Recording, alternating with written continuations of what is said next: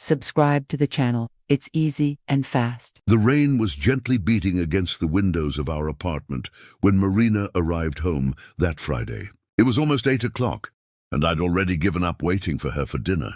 The last 6 months had been like this: broken promises, lonely dinners, a growing distance that neither of us seemed willing to admit out loud. I was on the couch, absent-mindedly flipping through a book I couldn't quite bring myself to read, when I heard the key turning in the lock. Marina walked in with that smile I knew so well, the smile she wore when she was about to order something she knew I wouldn't like. "Hi, love," she said, dropping her bag on the floor and kicking off her heels with a sigh of relief.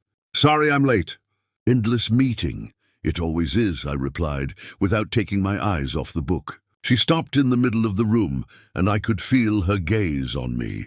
There was something in the air, a tension that went beyond her usual weariness. Marina came over, sat next to me on the sofa, and placed her hand over mine. "I need to tell you something," she began, and my stomach instantly tightened. Nothing good ever began with those words. I closed the book and turned to face her. Marina was 32, 2 years younger than me, and still as beautiful as the day we met in a college cafeteria 10 years ago. Her brown eyes, which had once looked at me with admiration and love, now seemed distant, as if focused on something I couldn't see. "Roberto invited me to dinner tomorrow night," she said quickly, as if she wanted to rip the Band-Aid off. "It's to discuss the promotion. He said it would be an informal conversation, more relaxed than at the office. Roberto, her boss, the 45-year-old divorced man who, in recent months, had occupied more space in Marina's conversations than our own marriage. Roberto this, Roberto that. Roberto said she had potential. Roberto believed in her. Roberto, Roberto, Roberto." "A dinner," I repeated, letting the words hang in the air between us. "With your boss, alone." "It's just dinner with my boss, Bruno," she said, and there was a hint of irritation in her voice. "It's about work, about my career. You know how important this promotion is to me. I knew it. God, I knew it." Marina had been talking about that promotion for the past 3 months, as if it were the only thing that mattered in the world. Marketing manager, a 40% increase in salary, her own office. It was everything she'd dreamed of since joining that company 5 years ago. But there was something more to that invitation, something that made my chest tighten and my mind race in directions I didn't want to go. "Marina," I began, trying to keep my voice calm, "don't you think it's strange? Dinner on a Saturday night? Why not during the week at lunchtime, like any normal professional meeting?" She removed her hand from mine, and I could see the defense rise in her eyes like a wall. "Because he's busy, Bruno. Because during the week there's no time for really important conversations. That's how it works in the corporate world. I'm sorry if this doesn't fit your romantic vision of how things should be." The barb stung, but I didn't let it show. I was an architect, working in a small office with more flexible hours. Marina had always made it clear that she envied my freedom, though her words often sounded more like accusation than admiration. "It's not about romantic vision," I replied, feeling frustration build. "It's about respect. Respect for our marriage. You really don't see how that could seem inappropriate." "Inappropriate?" She laughed, but it was humorless. "Are you in the 21st century, Bruno? Women have business dinners with men all the time. That's normal, professional. So take someone along. Ask them to include other team members. Schedule another time when other managers are present." Marina stood up abruptly, and I could see the anger coloring her cheeks. "I don't need your permission to do my job," she said, her voice raised now. "And I'm not going to miss an important opportunity because you're childishly jealous." "Childish jealousy?" I repeated, feeling something inside me break. "Is that how you see it? Me expressing concern about my wife having dinner alone with a man who clearly has an interest in her is childish jealousy? Roberto has no interest in me. He's my boss. That's just paranoia on your part." But I had seen it. The few times I'd picked Marina up from the office, I'd seen the way Roberto looked at her. The way his hand lingered on her shoulder a second longer than necessary. The way he found excuses to be near her, to touch her casually, to make her laugh. And worse, I'd seen the way Marina responded. The blush on her cheeks, The smile she no longer wore with me. The sparkle in her eyes I thought I'd lost forever. "You're really going, aren't you?" I asked, my voice sounding more tired than irritated. "No matter what I say, you're going to that dinner." Marina stared at me for a long moment, and I saw something in her face that frightened me. It wasn't anger or frustration. It was determination. And something else, something that seemed dangerously close to defiance. "Yes," she said simply. "I will." I didn't sleep that night. I lay beside Marina, listening to her breathing become slow and regular as she drifted off to sleep, seemingly unfazed by our argument. I, on the other hand, couldn't shut my mind off. 6 years of marriage, 10 years together. When had everything started to fall apart? I tried to pinpoint the exact moment, but it was like trying to pinpoint when a building begins to crack. It's not a sudden moment.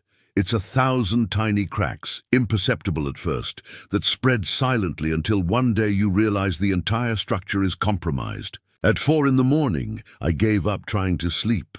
I got up carefully so as not to wake Marina and went to the kitchen. I made a strong coffee and sat at the table, watching the still sleeping city through the window. My phone was on the table, and almost without thinking I grabbed it and opened the messaging app. I started scrolling through Marina, and I'd been chatting for the past few months. It was depressing. Short, functional messages. "I'll be late. No need to wait for me for dinner. Meeting cancelled. Difficult client." Not even emojis, those little digital gestures of affection we used to exchange. When was the last time we said "I love you"? Did we really say it, with meaning, not just as an automatic goodbye when we hang up the phone? When was the last time we made love? Not quick mechanical sex before bed, but real love, with that connection that used to define us? The question suffocated me. The sun began to rise, tinting the sky with pink and orange hues. It was Saturday.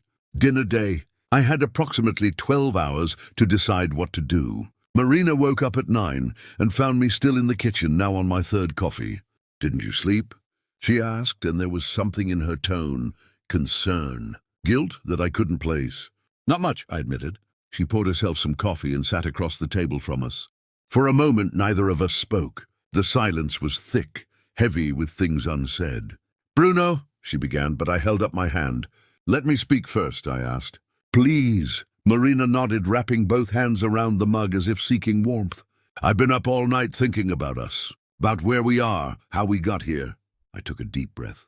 "Marina, when was the last time you looked at me and really saw me? Not the inconvenient husband who questions your decisions, but me, Bruno, the man you said you fell in love with." I saw something change in her face. Her defenses dropped a bit, and for a brief moment, the Marina I knew was back. "I don't know," she whispered. "Everything is so confusing. The work, the pressure, the expectations. I feel like I'm drowning, and finally I've found something, someone who understands." "Someone," I repeated. "Roberto." She didn't deny it. She just looked down at her coffee. "He sees me, Bruno. He sees me as a professional, as someone capable, not as the wife who needs to be home in time for dinner, or who should be pregnant at 32. Mentioning the pregnancy hit me like a punch. It was an old wound, a source of conflict we'd tried to bury. My family was adamant, and so was hers. But Marina had been clear. She wanted to establish herself in her career first. I'd said I'd support her, and I did. But maybe somewhere deep down, I really hoped she'd prioritize our family. "I never pressured you about it," he said, trying to keep his voice steady. "Not with words, but with looks, with silences, with the way you change the subject when your sisters talk about their children. She was right, and I knew it. But that didn't justify what was happening. So that's it? You're going to find validation in the arms of another man because I'm not perfect." "It's not like that," she protested, raising her voice. "There's nothing going on between me and Roberto. You're the one turning a work dinner into something sordid." "Then cancel it," I challenged. "If it doesn't mean anything, if it's really just work, cancel it and reschedule for a proper professional time." Marina was silent, and that silence told me everything I needed to know. "You're not going to cancel," I said, "because deep down you want to go. You want to be with him. You want to feel whatever he makes you feel. That's not fair. No, I agreed, standing up. It's not. But it's true. I went to my room and got my laptop. When I returned, Marina was still sitting at the table, looking small and lost. I opened my laptop and typed "Divorce Lawyers São Paulo" into the search bar. The results appeared instantly. Various firms, reviews, and areas of expertise. "What are you doing?"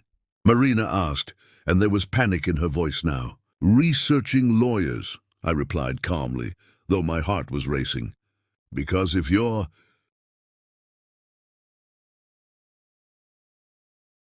going to this dinner, Marina, if you choose to be with another man instead of respecting our marriage, then I choose to respect myself. And that means not staying in a marriage where I'm not a priority." "You're being dramatic," she said, but her voice was shaking. "Am I?" I looked at her. "Marina, you're planning to get all dressed up, put on your best dress, put on some perfume, and go out to dinner alone with a man who clearly wants more than a professional relationship with you. A divorced, lonely man who has power over your career. And you expect me to just accept this, smile, and wish you luck? What kind of husband would that make me? What kind of man?" "I won't cheat on you!" she practically screamed. "Maybe not today, maybe not physically, but Marina, you already are. Every time you prioritize his validation over our relationship, you betray. Every time you smile at him the way you used to smile at me, you betray. Every time you share your dreams, fears, and hopes with him instead of me, you betray." Tears were streaming down her face now, but I couldn't stop. "So here's my position. If you go to this dinner, I interpret that as you making a choice. A choice that your career, your relationship with Roberto, is more important than our marriage. And I will respect that choice by walking away. You're giving me an ultimatum," she said between sobs. "No," I corrected. "I'm drawing a line. For the first time in months, maybe years, I'm telling you what I need, what I won't accept. And you have the right to choose. You always have." Marina left the kitchen without another word. I heard the bedroom door slam, and then the muffled sound of crying. Each sob was like a blade in my chest, but I didn't move. I couldn't move. If I went to her now, if I gave in, everything would be lost. The next few hours were torture. Marina remained in her room. I stayed in the living room, mechanically browsing lawyer websites, reading about property division and separation proceedings, trying to prepare myself for what might come. Noon came and went. 1 o'clock, 2, 3. At 4, I heard the bedroom door open. Marina emerged, her eyes red and puffy. She had changed her clothes. She was wearing jeans and a simple t-shirt, nothing like the outfit she would wear to a special dinner. My heart skipped a beat. Could it be possible? "I called Roberto," she said, her voice hoarse. "He said he couldn't make it to dinner." Relief washed over me so strongly that I had to sit down. "You cancelled," I repeated, barely believing it. "Yes." She stepped closer but kept her distance, as if afraid to get too close. "But Bruno, you have to understand. I didn't do it because you forced me. I did it because I spent the last few hours thinking about everything you said. And you were right." She wiped away a tear that escaped. "Sin. I was so focused on my career, on proving myself, on being successful, that I stopped seeing what really mattered. I stopped seeing you. I stopped seeing us." Marina sat on the sofa, and I joined her, keeping a respectful space between us. "Roberto is charismatic, successful. He makes me feel important, capable. And yes, maybe I started looking to him for the validation I felt I wasn't getting at home. But today, when you talked about choices, about what it means to betray someone, I realized I was on the verge of destroying everything we'd built." "Did you have feelings for him?" I asked, needing to know, even though the answer hurt. Marina thought for a long moment before answering. "I had an illusion, the fantasy that the grass is greener on the other side, that maybe if I were with someone who understood my ambition better, things would be easier. But those weren't real feelings, Bruno. They were a reflection of what was missing between us." "And what was missing?" "Connection, communication, intimacy, not just physical but emotional. We've become roommates who share bills. We've forgotten how to be partners." She was right. Absolutely right. "When did we stop fighting for ourselves?" I asked. "I think it was gradual. work fatigue, routine, small resentments that built up. You wanted children. I wanted a career. You valued time at home. I valued networking and overtime. We stopped negotiating and started simply coexisting. The silence that followed wasn't uncomfortable. It was thoughtful. For the first time in months, we were actually talking. What did you say to Roberto when you cancelled? I asked, curious.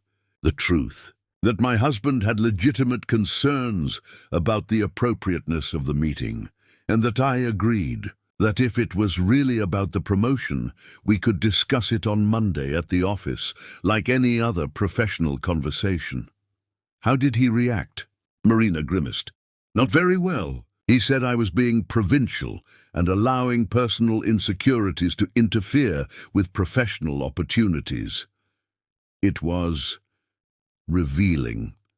The mask slipped a bit. Will he still give you the promotion? I don't know. Honestly, at this point, I don't care as much as I thought I would. If getting a promotion means compromising my values and my marriage, then maybe it's not the right promotion. I looked at my wife, really looked, for the first time in a long time. I saw not just the ambitious, driven woman, but the vulnerable, confused person underneath it all. I saw someone who had lost her way, trying to find her place in the world. I failed you too, I admitted. I became complacent. I assumed you'd always be there, so I stopped making an effort. I stopped courting you, making you feel special. I let work and routine consume our relationship. We both failed, Marina agreed. The question is, can we fix it? It was the million-dollar question. I don't know, I answered honestly, but I think I want to try. If you want. I do, she said quickly. But Bruno, it won't be easy. There's a lot broken here, a lot of trust lost. I know, and we're going to need help. Couples therapy, probably. Someone who can guide us through this. The idea of exposing our problems to a stranger didn't appeal to me, but if that's what we needed... Okay, let's find a therapist. Marina finally moved closer, hesitantly, as if testing uncertain ground. When she laid her head on my shoulder, I felt something inside me give way. All the tension, the anger, the fear of the last 24 hours. I'm so sorry, she whispered, for everything, for making you feel like a second option, for not seeing how much I was hurting you. I'm sorry too, I replied, wrapping my arms around her, for not fighting sooner, for letting things get to this point. We stayed like that for a long time, just holding on to each other, two castaways clinging to a piece of driftwood in the ocean. The next few days were strange. There was a new fragility between us, as if we were walking on eggshells, afraid of breaking the fragile armistice we had reached. Marina returned to work on Monday. Roberto, as she had predicted, didn't take her rejection well. The promotion was postponed for re-evaluation, which we both knew was code for not going to happen. Marina accepted this with a grace that surprised me. If I get a promotion, it will be on my own merits, not by playing political or personal games, she told me that night. And if you don't get it here, there are other companies. We found a couples therapist, Dr. Fernanda, a woman in her 50s with a discerning gaze that seemed to see through all our defenses. Our first session was brutal. You've both been operating under unspoken assumptions for years, she observed. Bruno, you assume Marina should put family before career because that's what you value. Marina, you assume Bruno doesn't support you because he questions your choices. Neither of you is really listening to the other. She gave us tasks. Structured conversations where everyone had time to speak without interruption. Intimacy exercises, not sexual but about physical and emotional reconnection. Mandatory weekly dates where work was a forbidden topic. It was uncomfortable. It was difficult. There were nights where we ended up arguing, others where one or both of us cried. But slowly, very slowly, we began to find each other again. I discovered that Marina had felt inadequate for years. Inadequate as a wife because she didn't want children right away. Inadequate as a professional because, no matter how hard she worked, there was always more to prove. She had sought in Roberto not romance, but validation, someone who would tell her she was good enough as she was. Marina discovered that I had felt invisible, that every cancelled dinner, every conversation interrupted by a work email, Every time she chose overtime over time with me, I internalized as evidence that I didn't matter, that I wasn't interesting, successful, or valuable enough to compete with her career. You were competing when you should have been collaborating, Dr. Fernanda pointed out. A marriage isn't a competition about whose needs are more important. It's about finding ways for both of you to have your needs met. 3 months after the almost dinner, Marina arrived home with news. "I've been offered a job," she announced, her eyes shining with excitement and nervousness. My stomach tightened. Changing jobs usually meant more hours, more pressure. "It's a smaller company," she continued quickly, seeing my expression. "Boutique marketing focused on sustainability. The salary is a little lower than my current one, but Bruno is a project manager. It's the position I wanted. And they have a culture of real work-life balance. I work remotely 3 days a week with no expectation of answering emails after 6 p.m. "Sounds amazing," I said, and I meant it. "Will you accept?" "I do," she admitted. "But this time, I want it to be our decision, not just mine. How does this affect you? Our marriage, our life?" The consultation itself was significant. 6 months ago, Marina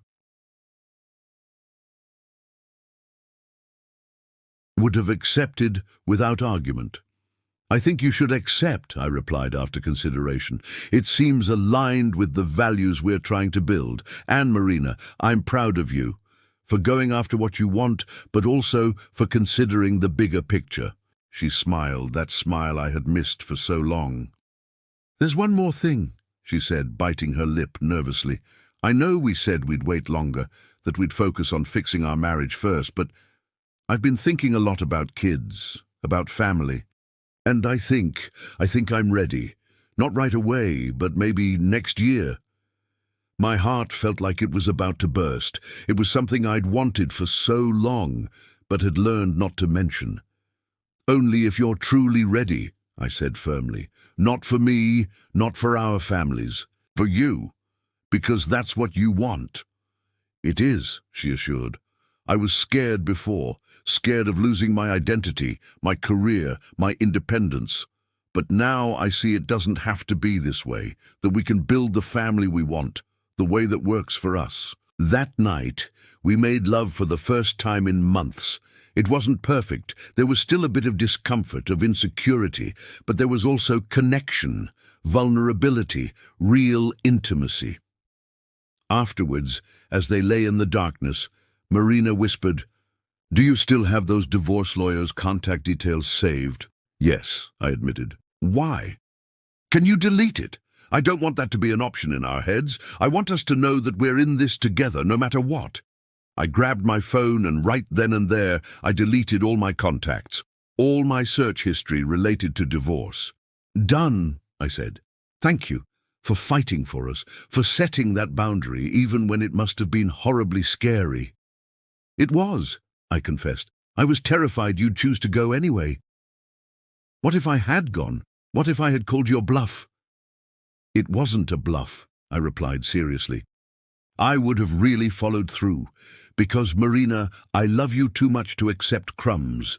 I deserve a marriage where I'm a priority, and you deserve a partner who makes you feel that way too." "You're right," she agreed.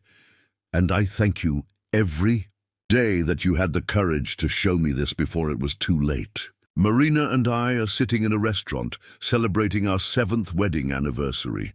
It's the same restaurant where we dined on our first date a decade ago. Marina is radiant, her hair tied in a loose bun, wearing a simple blue dress.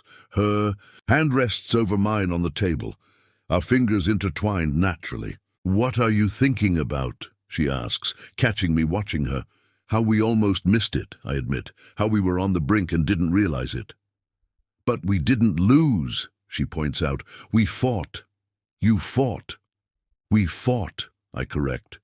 The waiter arrives with our plates, and we chat easily over dinner, about her work, which she loves, about my new project, a community center I'm designing, about the trip we're planning for next month. "I have something to tell you," Marina says when the waiter takes our empty plates. "There's something in your tone that makes me pay full attention." "I went to the doctor today," she continues, her eyes shining. to confirm a suspicion. My heart stops. Marina. I'm pregnant, she whispers, tears of joy streaming down her face. 8 weeks. We're having a baby, Bruno. I can't speak. I just pull her close, feeling my own tears fall. The restaurant around us disappears. It's just the two of us, about to become 3. I love you, I finally manage to say. I love you so much. I love you too, and this time I'm going to do it right. Our family, our marriage, everything. We're going to do it right together. As we leave the restaurant later, Marina suddenly stops on the sidewalk. What's up? I ask. I was just thinking, she says. About that dinner, what Roberto said when I cancelled. What? He said I was letting personal insecurities get in the way of professional opportunities. And you know what? He was absolutely wrong. It wasn't insecurity. It was clarity. Clarity about what really mattered. She turns to face me fully. If I had gone to that dinner, I don't know where we would be now. Probably divorced, definitely unhappy. But because you had the courage to draw that line, because I had the humility to listen, we made it through. She places my hand on her still flat belly. We got it all. A second chance, a fresh start, a family. I kiss your forehead, then your lips, right there on the busy sidewalk. You know what's funny? I say. If someone had asked me a year ago what the most important moment of our marriage was, I would have said our wedding, or maybe the day we met. And now? Now I would say it was that Saturday morning, when I said, it's just divorce. When we both stared into the abyss and decided to step back. That was the moment that truly married us. Not the ceremony, not the vows we repeated by rote, but the conscious choice to fight. Marina smiles, that smile that lights up her whole face. So I guess I have Roberto to thank in a way. He was the catalyst.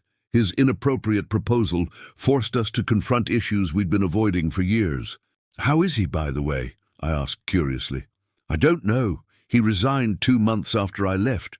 Rumor has it there was a harassment complaint from another employee. The company is conducting an internal investigation. I feel no satisfaction. From this, only a distant sadness for someone who let their personal desires compromise their professional ethics. I feel for him, Marina says softly. It must be lonely living like this, always seeking external validation, never doing the real inner work. It's a mature, even kind observation. Marina from a year ago would have been defensive, insisting I was being paranoid about his intentions. But we've grown. We've both grown. We walk hand in hand back to the car, and on the way home, Marina puts on a playlist we made together, songs from our courtship, our wedding, and some new ones we've added in the last few weeks. Are you afraid, she asks when we're almost home, of being a father? Scared, I admit with a laugh. And you, of being a mother? Terrified, but also excited, ready. This time, I'm not running from the future. I'm embracing it. At home, we settled into the couch, our place of so many difficult conversations, so many reconciliations, so many moments of reconnection. Can I ask you a question? Marina says, snuggling against me. Always. That morning when you were researching lawyers, would you have actually followed through, or were you just trying to scare me? It's a question she's never asked directly, though it's been floating between us. Honestly, I don't know. Part of me was bluffing, desperate to make you see how serious things were, but another part knew I couldn't go on like this, that if you chose to go, it would mean something was fundamentally broken, beyond repair, and in that case, yes, I would have gone ahead, not out of anger or revenge, but out of self-preservation. I would have lost you, she says quietly. If I had gone, I would have really lost you. Maybe. Or maybe we would have divorced 6 months or a year later, after more resentment and hurt. That moment was a turning point, but not a magic solution. No, she agrees, the solution came later. in therapy, in difficult conversations, in learning to really listen to each other. I'm silent for a moment. Then I say, "You know what scared me most that day? It wasn't the possibility of divorce. It was the realization that I had become someone who would settle for scraps, that I had normalized being treated as a second option, that my self-esteem was so low that I was almost letting you go to dinner with another man just to avoid conflict. I did this to you," Marina whispers, and there's real pain in her voice. "I turned you into this. Not alone. I allowed it. But Bruno..."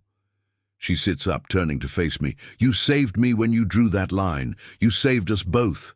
Because you forced me to look in the mirror and see who I was becoming. Someone who put ambition above integrity. Someone who was willing to risk the most important person in my life for a promotion." She shakes her head sadly. "And the irony? That promotion probably would have made me miserable. More hours, more travel, more pressure. It would have destroyed our marriage anyway, only it would have been a slow death instead of an explosion." "But it didn't happen," I remind her. "You chose differently." "We chose differently," she corrects, echoing my earlier words. My hand finds her belly again, still flat, but harboring the promise of our future. "Are we going to be good parents?" I ask, letting my vulnerability show. "I don't know. We'll probably make mistakes, but we'll try. And we'll do it together, as a team, not as competitors or strangers, but as partners." Partners, I repeat. The English word that doesn't have a perfect translation in Portuguese. I like that. That night, before going to sleep, Marina asks me another question. If you could go back in time and change one thing about that day, about the dinner, about the ultimatum, would you? I think carefully before answering. No. It was horrible to live through, but it was necessary. It was the shock we needed. If I had been kinder, more understanding, I would have just postponed the inevitable. Sometimes love means being tough. It means refusing to accept less than you deserve, even when it's scary. "You're wiser than I gave you credit for," she says with a sad smile. "For so long, I saw you as the dreamy architect, head in the clouds. I didn't realize you saw things clearly, our relationship, our problems, while I was blind." We weren't blind. We were afraid to confront the problems because it would mean work, pain, possible loss. It's easier to let things slowly deteriorate until you were brave enough to yell fire. And you were brave enough to stop and listen instead of continuing to run into the flames.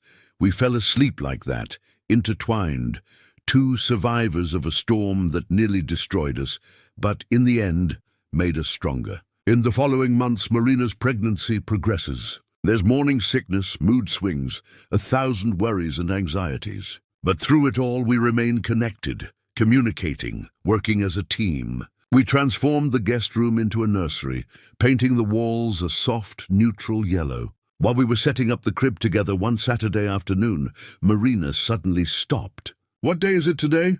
she asks. "Saturday, why?" "Saturday." It was a Saturday. The dinner that never happened. I look at the calendar. She's right. Exactly 1 year since that fateful day. A year, I repeat. It feels like a lifetime. It does, she agrees. Those people who we were then seem strangers now. She's not wrong.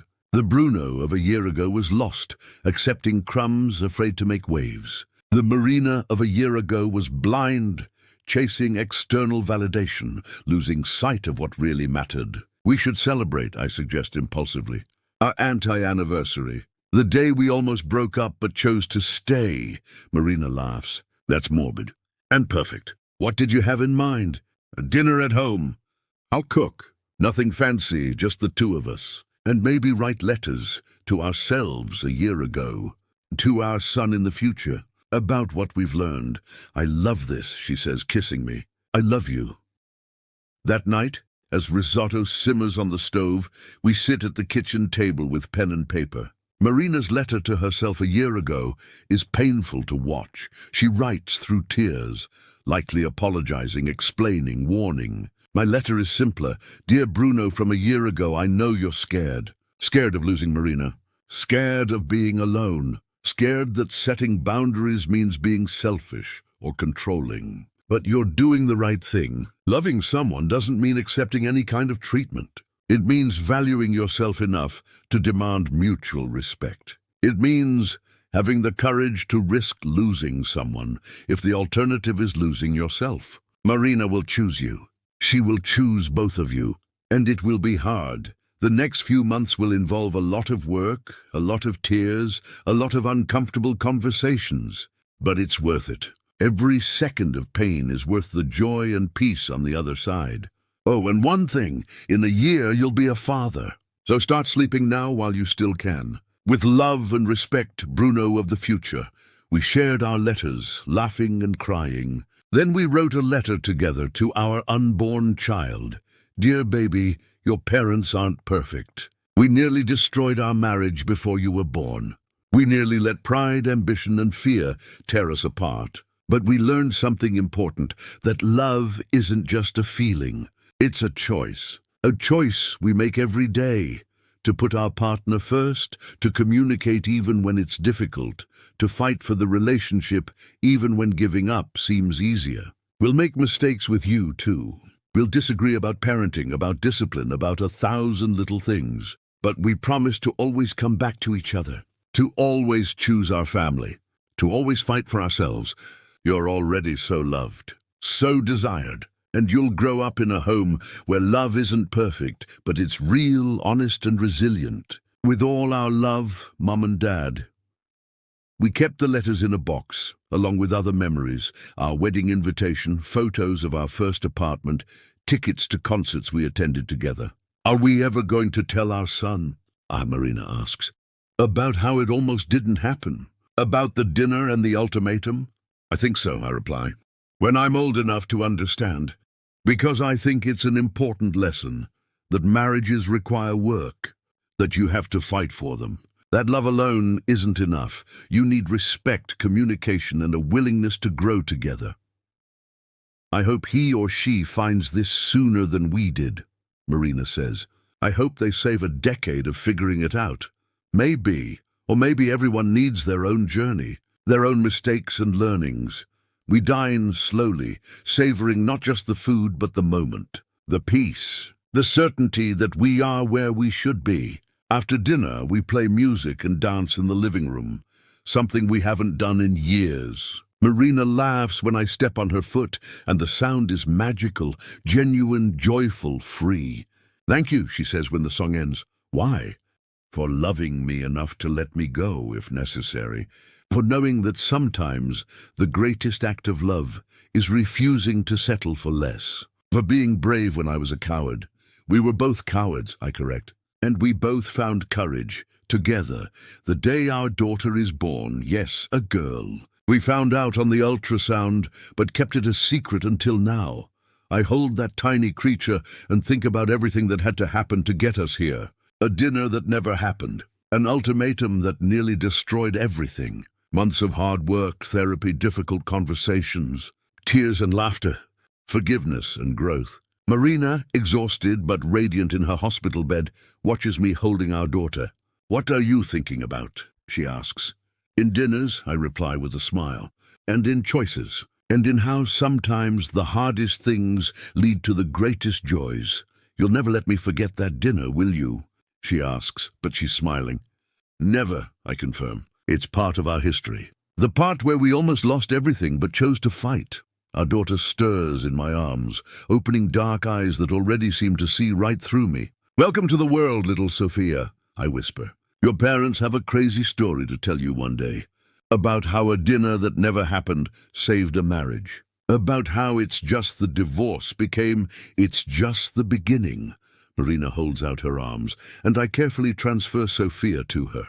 Looking at the two of them, my wife, my daughter, my family, I feel a gratitude so deep it almost hurts. We're not perfect, We still argue sometimes, we still have to work on our communication, and there are still difficult days. But the difference is that now we face it all together, as partners, as a team, and it all started with a limit. With the courage to say no when it would have been easier to say yes, with the choice to value yourself enough to demand better. Sometimes the greatest act of love is being willing to lose everything. And sometimes when you have that courage, you get it all back and more. Subscribe to the channel. It's easy and fast.